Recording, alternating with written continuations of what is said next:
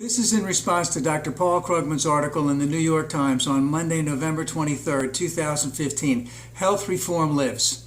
Now, I think that it's very important that we continue to talk about the successes of healthcare, especially all of our candidates, both at the presidential level, the state level, and the local level, because it's working and it's working well. It's not perfect. We knew that it could never be perfect.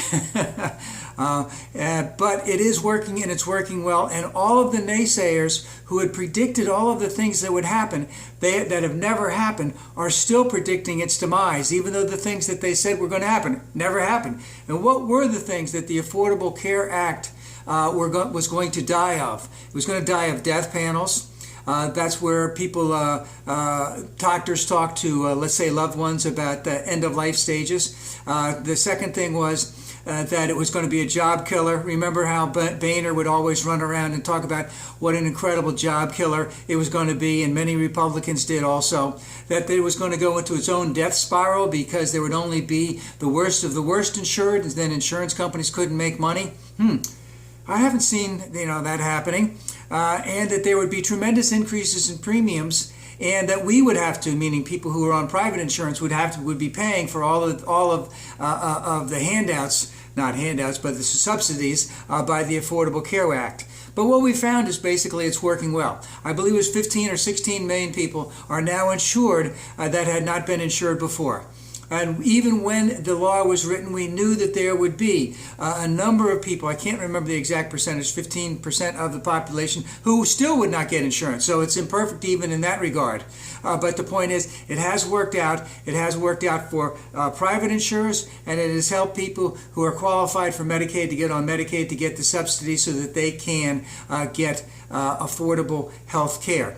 And of course, these trends are continuing. I believe that one of the insurers who's talking about getting out, United Healthcare, they're not really necessarily a big player in that. They're making gobs of money in the private market, and if they're not doing, and of course, it's sort of a gamble because you set your rates the year ahead of time, and then you hope that based on your actuary tables and everything else, that you're going to make a profit. They weren't quite making the type of profit that they'd like. But other insurance companies, they're not having any trouble. They're going out and insuring people on the Affordable Care Act. But our friends on the Republican side are really, really doubling down on all of this. And I just want to bring up 3 points in reference to that. Is that number one, the number of uninsured has gone down considerably. And even though Kentucky Governor-elect Matt Bevin was against the Affordable Care Act, Kentucky Care, K-Care, Kentucky Care, whatever it's called, has sort of shown a little bit of, not maybe wanting to get rid of it. Basically what he's going to do is he's going to call it a different name, keep most of it, we'll see how that negotiation goes, and say that he got rid of Obamacare.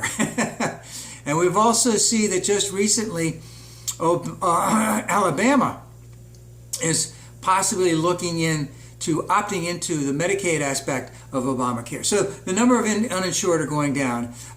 We're not seeing businesses go out of business or not out of business. We're not seeing businesses opting out of insurance, which would put average working people left to their own devices to get insurance, because the Affordable Care Act is basically for those who are poor and of lower income, so to speak. But that hasn't happened either, because businesses are still providing private insurance for their employees. And as I said before, the insurance companies are making money.